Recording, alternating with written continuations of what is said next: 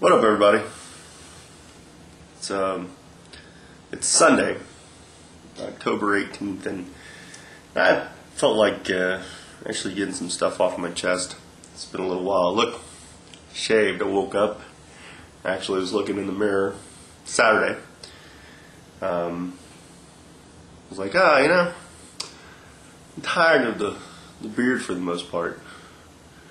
Been wearing it for so long, so I shaved it. So there you go. All in time for XWO's show. Their first, I think they got TV or something in Huntsville. So I got to do that yesterday. I think I'm going to go see Zombieland later on today. I've been looking forward to seeing it. It's been out for a couple weeks.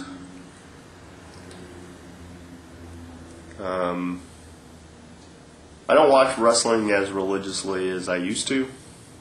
I do still record most of the WWE programming. I don't record Superstars. And I watch them, but watching being more like fast forwarding.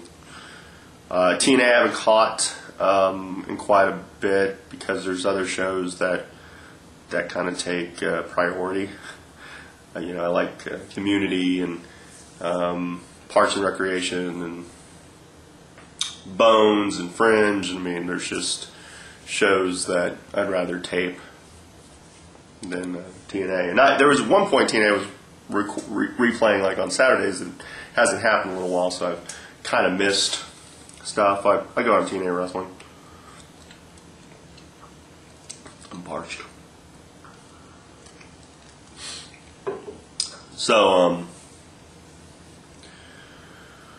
birthday's coming up in a little over a month. Back to, I don't watch it as religiously. I'm not going to watch, Bound for Glory tonight. Although Styles is the champ, and there's the Joe Lashley match. There's a couple, Biss, Mick Foley, I believe, the 4-way tag team championship thing. But I don't know. I just haven't really felt like getting a pay-per-view. I'm not going to get bragging rights either, even though they're having some cross-brand stuff. And the Iron Man match, the Iron Man match, John Cena and Randy Orton. Well, it is the rivalry, I guess. So according to WWE. Be interesting. I think when anything goes, definitely will work to their advantage.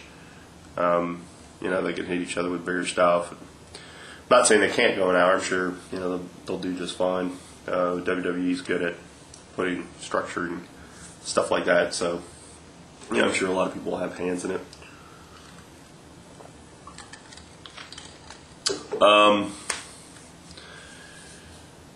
Watching my shows that I like, reading my comics I like. No Hero, really intense miniseries of comics. I think 6 issues, 7. It's a good series. I'll just put it that way. What would you do to be a superhero?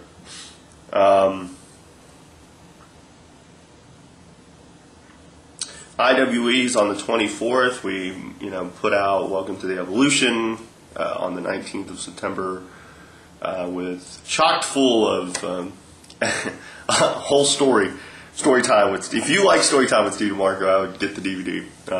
There's plenty of me on there, and for reasons, someone had to tell the story, I guess. And then Give Me Some More. That came out, will come out probably here pretty soon. I'm thinking November 14th. That's what Dojo Productions has told me. And they're putting out at Dojo for Life, some IWE footage. They're chopping it up for me. Sin is doing his part as well, putting together some stuff. But more as who's he's targeting, and I like that. I like guys being creative. We're talking about doing some different stuff, some stuff that we had done initially, and kind of taking it a little step further as far as our webisodes go. And I think we're just going to start putting out webisodes probably beginning with our filming of October 24th. There's some stuff on the horizon. We've got Fiesta interested in the product, which is good.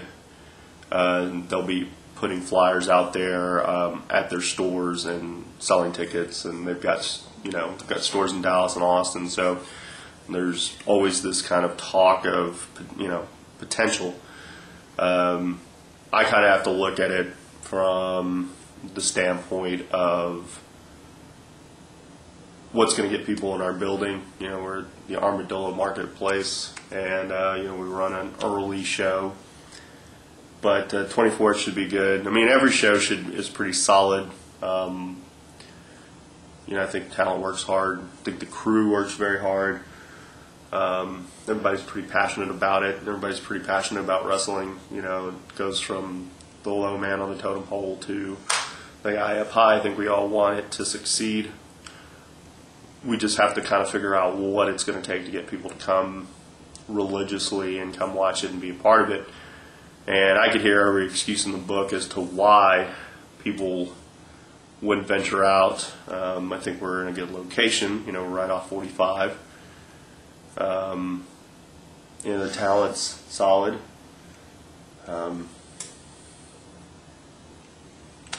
The talent's pretty solid. Across the board, I think every guy's really solid. I think you're not paying a tremendous amount of money, especially if you go to Fiesta. I think the tickets are now 10 at Fiesta, like pre-sale. We've got family deals where, in essence, kids get in for free. Something to that effect. And I'm kind of open to whatever ideas, but it's like, what do we do? What do we have to do to get people to come? And again, come religiously, and not just casual fans, but those fans that are in the Houston area that are just looking for a good wrestling show or a good show in general, show to be entertained by. I think that's what we do. Every place we've gone, I think there's a buzz there to a degree, but can that buzz translate to tickets or DVDs being sold? We've got some stuff in the works as far as distribution, but you go to dojoproductions.com and you hit up them, or go to jay@dojoproductions.com and hit him up. I'm sure he'll work something out with you guys, the ones who want to view it. I think we'll try to have a shirt out at some point, but there's got to be a demand for it. We're kind of one of those companies that we work on the fans' demands. Pretty much that's why we do it. We want the fans to be entertained by our love of wrestling. Doomsday Wrestling, I'm going to go catch their November 7th show. I'm kind of intrigued by what I've seen. And I kind of want to see their execution, what they do well. And, I'm a fan of entertainment, so, I'd definitely like to go see it, and I'd invite them to come check us out. Let's see. Wow, we got some time, Give me a second. I'm going to check something. I think I might do a Q&A. Hold on. Well, I know, my it's been kind of scattered, my thoughts with this one, but I've had a lot on my mind. But I did get some Q&A questions, some Lucha Lounge questions, again from Universal Championship Wrestling. So I figured on my Palm Pre, no, it's not a commercial for them. I just like my phone. I do. And it wasn't because of the creepy girl in the commercial. Anyway, so I'm going to read these questions. And again, if you go to my MySpace, Steve DeMarco, you go to my Facebook, Steve DeMarco, or look for Steve DeMarco. I hear if I send the link, it didn't work right, so yeah. So here are his questions. With the recent loss of Bryan Danielson and Nigel McGuinness, who do I think will be the next set of stars to step up on ROH? Well, I think the thing about Danielson and McGuinness is that they were kind of not really the forefront. I mean, Nigel wasn't champion anymore, and Brian was kind of circling in that direction, but he was also just working young talent. I think they've already got their guys. I think, Tyler Black, Austin Aries, of course, being champion. The Briscoes. I mean, they've got, American Wolves. They've got guys there in place from what I've seen, Titus Rhett, Delirious. Jacobs is always kind of around, potentially. So I think, for the most part, they're pretty okay with where they're at. I mean, Kenny Omega, Kenny King. There's just a slew of guys, and I think they're gonna do fine. They always seem to, and I'm sure they're aware of when guys are on WWE's radar, and they kind of do it appropriately. And they're not ones to shy away from, hey, they're going to another company, which is pretty solid. Number 2, can ROH really be considered a third major company in North America? Until another third major company appears to do what they can do, to be on HDNet, to have done pay-per-views, for the most part, they can be truly considered the third major company in North America. They have the clout of being able to take their titles to anywhere and it being seen as a legitimate big deal. So, there you go. With TNA releasing Jim Cornette, do you feel that they helped or hurt the product? My belief with Cornette's role was that it was already diminished, so really don't feel like it hurt it. They were preparing to do away with him. Unfortunately, I believe you always have to have some form of authority, and it can't be someone who wrestles on the show. It can't be Mick Foley if he's going to go after titles or wrestle guys, because then I feel it's always a conflict of interest. A little different, with Vince and whatnot, but you don't see a general manager, you don't see Teddy Long, with the exception of the Screwjob, the sequel. I don't think you really see them flex their muscles, so to speak. I think you need kind of that authority, that voice, and more importantly, you need to make him out to be that guy. And I think they did away with Cornette quite a bit ago. So yeah. Who has been my toughest opponent?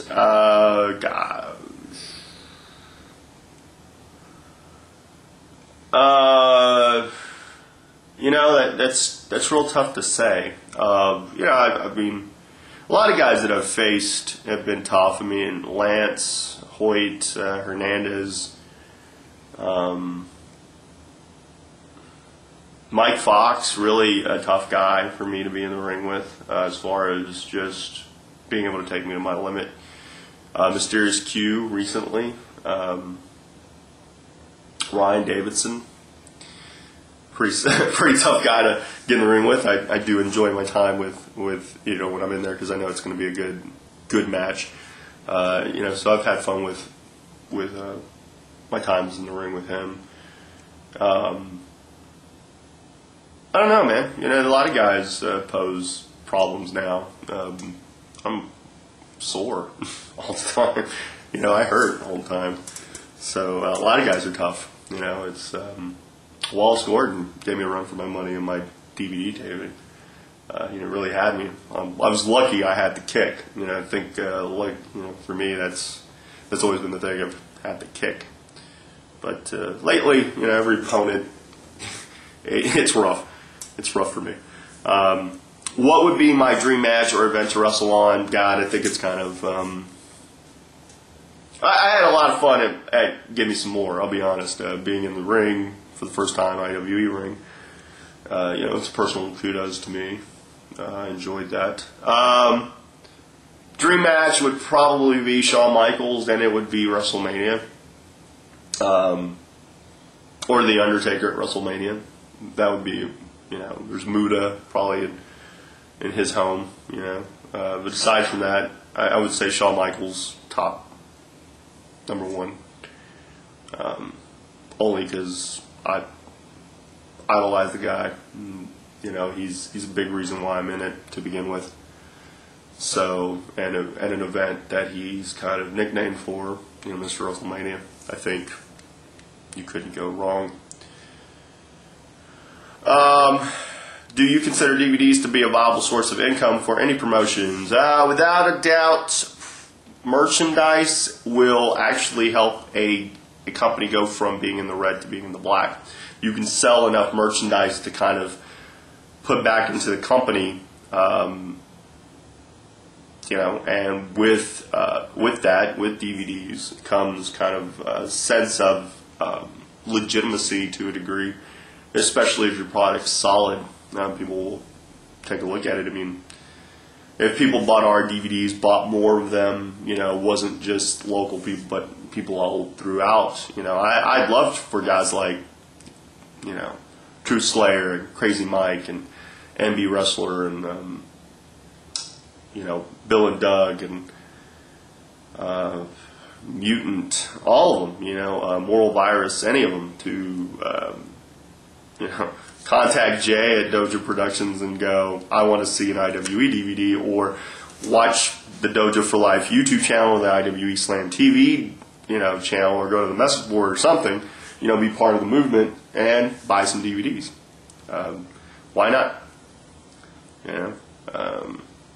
I like to see a whole lot of fans that I know in the building. So, what's your opinion of the state of indie wrestling? I think it would depend on what state you were in, and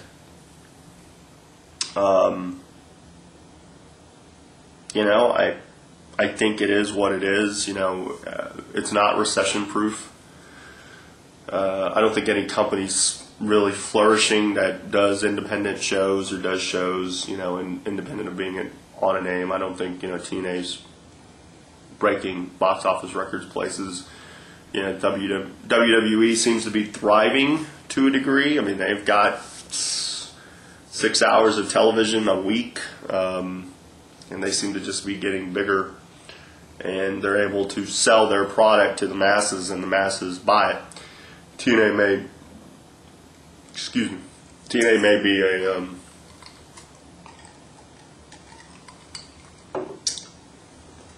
TNA may be a company that's got television, but I don't think they're doing awesome. And aside for that, I think it's tough. Indie wrestling's tough for a lot of guys. The money, where's the money? I hear a lot of gripes from a lot of fans about wrestling in general, and they're wanting to see an alternative or something. Like in my case, we have IWE and Independent Wrestling Entertainment, and I don't get a lot of those hardcore fans that say they're fans of wrestling. And we run Saturday afternoons, and I get some guys have stuff. We all have a life. But they're the same guys who would go to, say, an ROH, because of the fanfare, or go to WrestleMania in spite of criticizing it or, whatnot. But, I'd like anyone to come watch our shows and tell me what they think, give me their honest opinion, what they liked, what they didn't like. I mean, that's the only way we're going to get better. I have to look at it from a realistic standpoint, and there you go. So, do you think that there should be territories on the indie scene? Only if it benefits everyone involved. If the guys that are performing get some kind of clout off of it, I don't think, at least in Texas, that the NWA is a proper territory. I don't think it benefits anyone here. But then again, that's coming from a guy who's not truly involved with them, and has kind of seen the black eye of it to a degree. But I think if a territory worked where guys kind of looked at it from how can we make each other money? How can we make each other more money? as opposed to what's in it for me. You know, if guys just work together and talent work together, and you had the right vision in mind. But at the end of the day, you know, much like me, much like everybody, you know, you want your own. If you've got your own promotion, you want it to succeed. I want IWE to succeed in the sense of doing road shows and creating a brand that people can come see, and in essence, building a territory that way, where we're traveling and we're using local talent and we're kind of giving back to the fans and to the community as a whole. And, you know, and in return, we just keep our doors open, you know, and continue to produce quality stuff. But, you know, let's see. What's my opinion of the state of WWE and TNA? WWE, very powerful, extremely powerful. And don't seem like they're going to stop anytime soon. They're definitely trying to make an initiative of getting, building some talent. You know, I think they're just trying to find the superstars that are going to be the next set of big time guys, and I think they're doing a little bit better as letting guys be more creative in the ring. You know, guys like Kofi and Evan, and, you know, even Swagger. You know, they've got a crop of young dudes, young guys. You know, they have a developmental system, for better or for worse, whether it creates legitimate stars or just manufactures copies, remains to be seen. But they seem to be trying to give a lot of guys the rub. I'm not too comfortable with it as a whole. There are some downfalls to the product, but it is produced for the masses, and the masses seem to be accepting it. And now they're creating their own competition within each other, which is good. You know, it's kind of long overdue, in my opinion. But you know, it sounds like they're trying to do something with it, and it's just going to get bigger. I'm sure WrestleMania 26 will do better than WrestleMania 25. You know, and it never will you'll never really truly see them at their absolute best until there's somebody there that's going to knock them on their ass, and I don't think anyone's going to do it, not anytime soon.